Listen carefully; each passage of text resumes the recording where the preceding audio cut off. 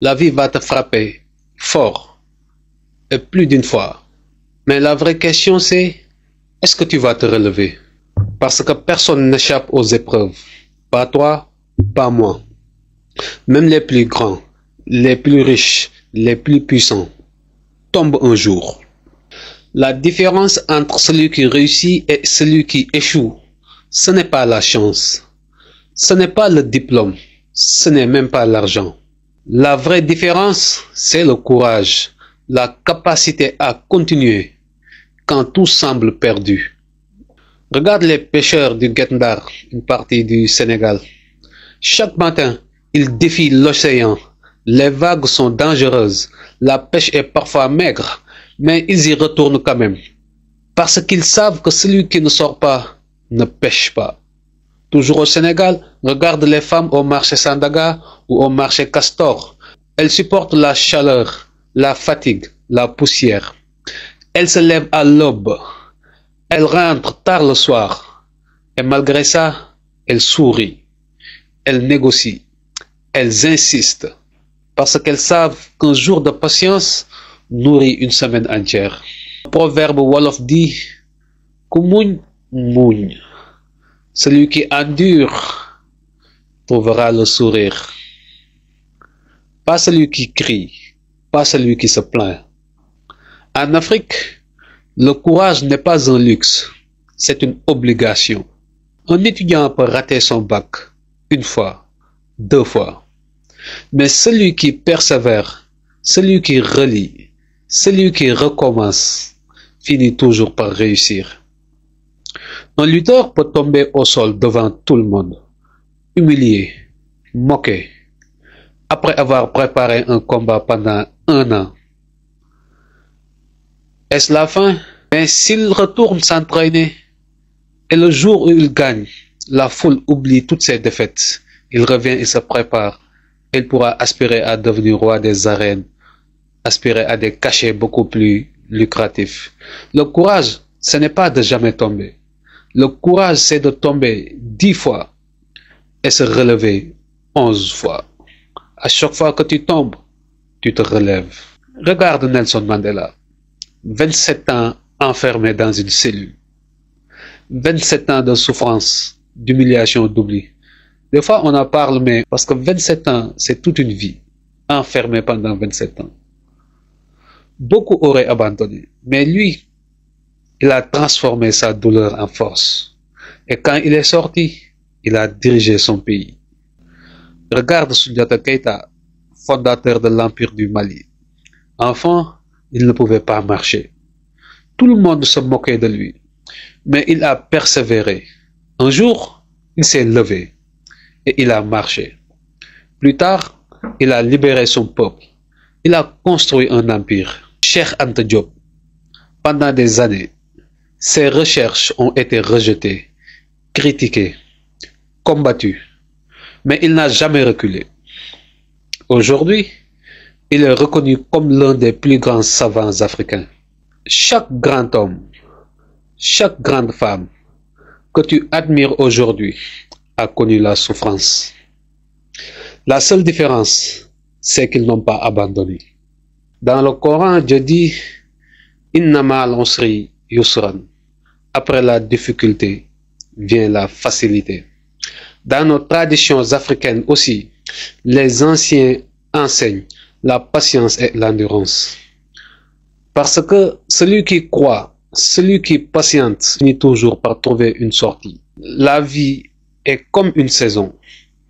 L'hivernage peut être rude. Les pluies peuvent tout détruire sur leur passage. Mais le soleil finit toujours par revenir. Aujourd'hui, beaucoup de jeunes veulent tout de suite. De l'argent facile, la réussite rapide, la gloire immédiate. Mais la vérité, c'est que sans courage, rien ne dure. Le business demande du courage, les études demandent du courage, même fonder une famille demande du courage. Si tu veux changer ta vie, tu dois accepter la souffrance temporaire. Parce que c'est elle qui te construit. Un boxeur ne devient pas champion le jour du combat. Il devient champion pendant les entraînements. Quand personne ne le regarde, quand il souffre seul dans la salle, la vie est comme un ring de lutte. Tu vas tomber, tu vas avoir mal. Mais tant que tu te relèves, tu n'as pas perdu. La vie est comme le foot. Tu peux rater un penalty, tu peux perdre un match, mais si tu arrêtes de jouer, tu ne marqueras jamais. La vie est comme un téléphone avec peu de batterie. Si tu continues à avancer malgré la limite, tu trouveras toujours une prise pour te recharger. Le courage, ce n'est pas seulement pour soi, c'est aussi pour ceux qui viennent après nous. Nos grands-parents avaient ce courage-là. Dans les années 90, ou plutôt, ils nous rappelaient les valeurs. Autour du feu, autour du thé, ils nous disaient « fit, jom, faïda ». Ils savaient que ces mots ne devaient pas mourir avec eux. Aujourd'hui, qui fait ce travail? Qui parle encore aux enfants? Qui leur rappelle que la dignité vaut plus que l'argent? Qui leur apprend que le courage est plus fort que la peur? Parce qu'un peuple sans mémoire est un peuple sans avenir. Aujourd'hui, si nous ne transmettons pas, si nous ne répétons pas ces valeurs, elles disparaîtront. Et si elles disparaissent, ce n'est pas seulement notre passé que nous perdons, c'est notre futur. Alors le courage, ce n'est pas seulement supporter ta souffrance, ce n'est pas seulement persévérer dans tes projets. Le courage, c'est aussi parler, c'est aussi enseigner, c'est aussi transmettre. Parce qu'un seul mot peut changer une vie. Un seul conseil peut sauver une génération. Un seul rappel peut remettre un jeune sur le bon chemin. Voilà pourquoi toi aussi, tu dois être courageux. Pas seulement pour toi, mais pour ceux qui viendront après toi. Le courage, ce n'est pas seulement individuel, c'est aussi collectif, c'est aussi politique, c'est aussi historique. Regarde Thomas Sankara, à 33 ans, il a osé dire non à la corruption, non à la dépendance, non à l'injustice. Il savait que ses choix allaient déranger. Il savait qu'il risquait sa vie, mais il a quand même parlé. Il a quand même agi. Et en seulement 4 ans, il a transformé son pays. Regarde Ibrahima Traoré aujourd'hui. Beaucoup doutaient de lui. Beaucoup le voyaient comme trop jeune. Mais il a eu le courage d'assumer la responsabilité. Il a eu le courage de dire non aux pressions extérieures. Et aujourd'hui, il symbolise une nouvelle génération qui refuse de pilier. Courage, c'est aussi Patrice Lumumba, un homme simple, un vendeur de bière, devenu premier ministre du Congo. Il savait que l'indépendance allait lui coûter cher. Il savait qu'il allait être trahi, mais il a gardé sa dignité jusqu'au bout. Il a dit, l'histoire dira un jour que je n'ai pas trahi mon peuple. Ces hommes-là ne sont pas des super-héros. Ce sont des hommes comme nous, avec leurs forces, avec leurs faiblesses. Mais ils avaient une chose en commun, le courage. Et ce courage-là, nous devons le reprendre. Nous devons le prolonger. Parce que chaque génération doit écrire sa page. Aujourd'hui, ce n'est pas le colonialisme direct. Aujourd'hui, les chaînes sont différentes. La pauvreté, l'ignorance, le découragement. Mais la réponse est la même.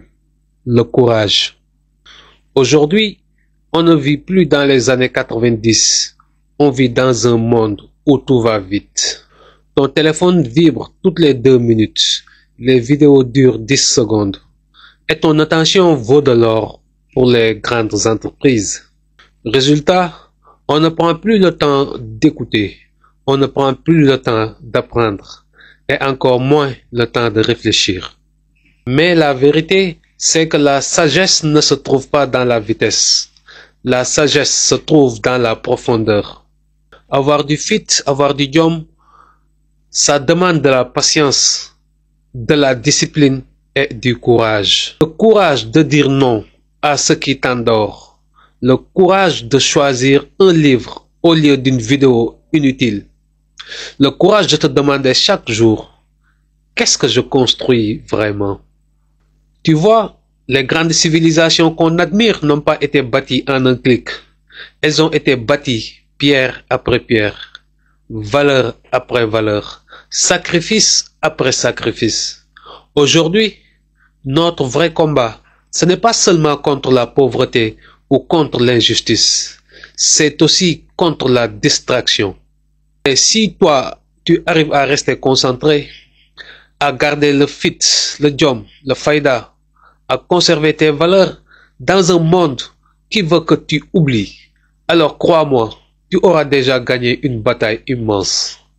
Je vous invite à vous abonner si vous ne l'avez pas encore fait, à partager nos vidéos, histoire de soutenir la chaîne. Parce que, quoi qu'on puisse dire, c'est une chaîne YouTube. Tout ce dont on a besoin, c'est de visibilité. Regarde les contes africains. Regarde les histoires de griots. Elles n'étaient pas juste pour distraire. Elles formaient, elles éduquaient. Elles donnaient du courage pour affronter la vie.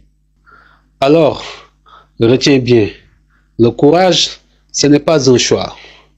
C'est une condition. La vie va te frapper. Tes amis vont te trahir. Tes projets vont échouer. Tu vas perdre de l'argent. Tu vas perdre des poches. Mais si tu continues, si tu supportes, si tu te relèves, alors rien ni personne ne pourra t'arrêter. Parce qu'à la fin, écoute-moi bien, ce n'est pas celui qui tombe qui perd, c'est celui qui reste au sol. Knipo, knowledge is power.